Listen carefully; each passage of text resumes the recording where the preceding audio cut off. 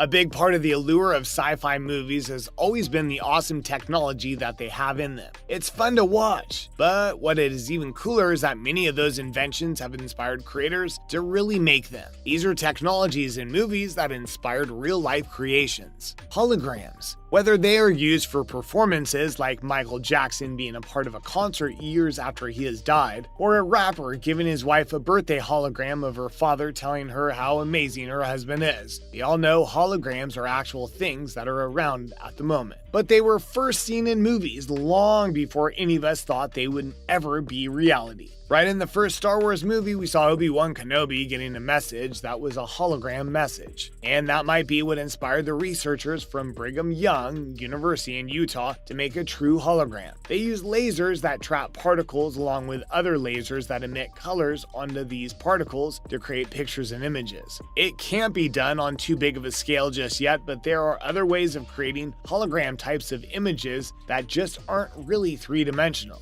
But they are seriously cool and straight out of a movie. Smart watches. If you were anything like me, then as a kid you ran around playing spies and talking into your watch, even if you didn't actually wear a watch and were just pretending. But now it's come to a point that you don't actually have to pretend when speaking into your watch, and no one will be giving you strange looks when you do it. It wasn't a movie that had the first smartwatch, but rather a comic strip that came out all the way back in the 1940s. The Dick Tracy comic strip had the detective have a special gadget that he can speak into that'll give him information. But that wasn't the last time that a smartwatch appeared in fiction. It was really something that was used in sci-fi many times. Movies like James Bond, Inspector Gadget, the Men in Black movies, and so on have all included gadgets that are similar to the smartwatch we know today. But they have really moved out of the world of fiction and into real life, with smartwatches being pretty common to use today. Devices like the Apple Watch or the Garmin Fenix give you the entire world on your wrist. Most of the smartwatches connect to your phone, so you can make phone calls with them or send and check messages. You can also browse the internet, so your watch can give you the answer to any question that you have.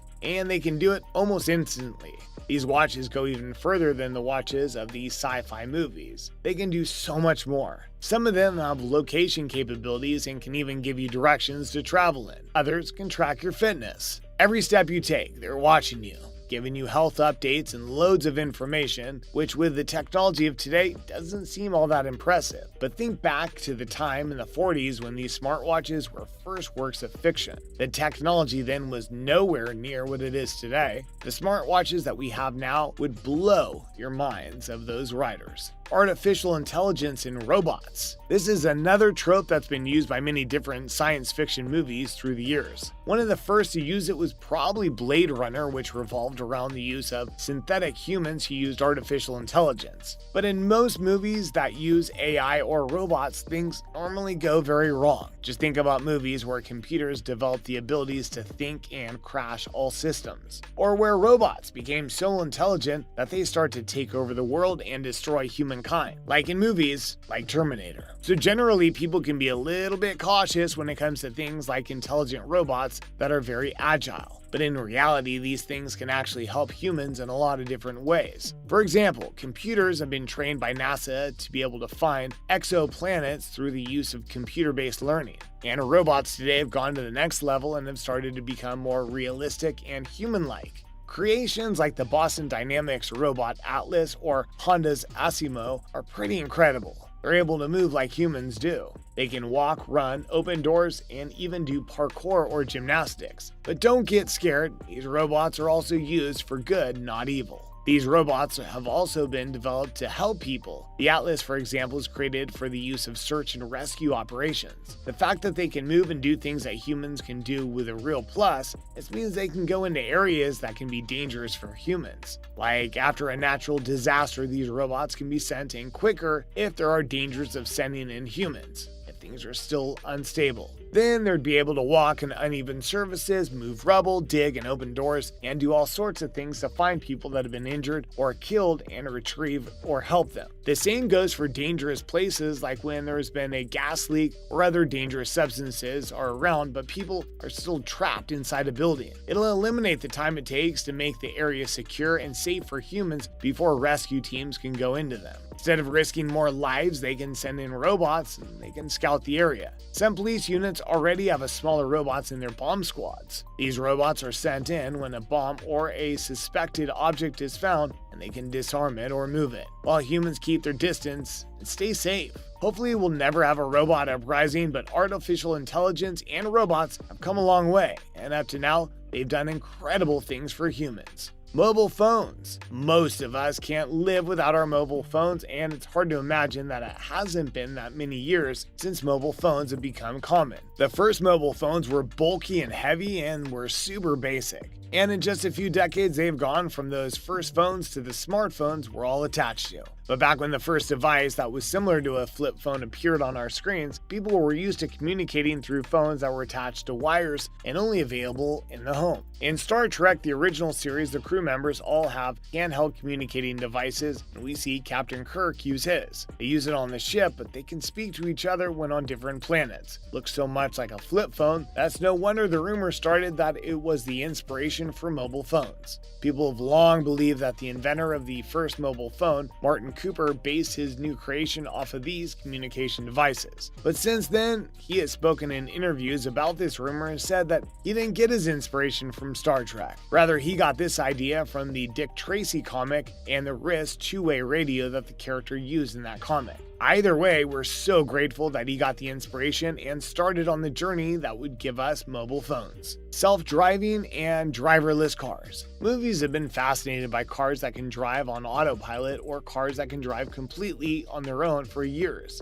Movies like Demolition Man, Total Recall, and I, Robot, among a bunch of others, have all had scenes of cars that could drive on their own. And for a long time, that seemed like it would never come true. I mean, really. Who would want to get into a car that drives itself? And how would they even know where to go to? But that all started to change with the strides that GPS technology started to make. Suddenly, a computer could easily pick up your current location, and if you input a destination, the computer could easily direct you to where you wanted to go. And quickly strides were made in sensors and other technology that would make it for safe computer to monitor the other drivers on the road. The computer can also brake and move around with motorists. Some even said that it would be safer than a human driver that can make human errors. These driverless cars might be a really useful tool for humans. They can do other things during the commute instead of actually driving. And in instances where someone had a drink or few too many, there wouldn't be the issue of people driving while intoxicated.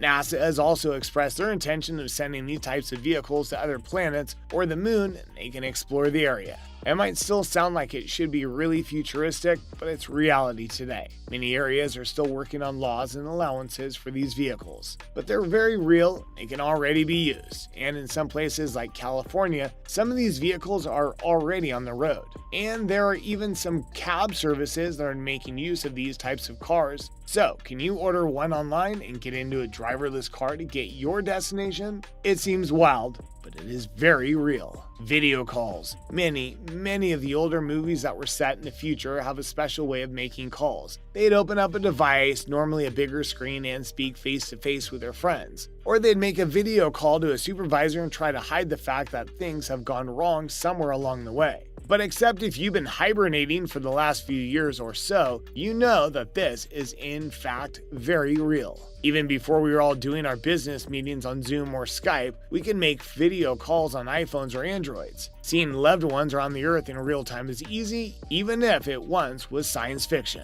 These inventions of sci-fi sounded really out there, but now they're a part of life. Thanks for watching.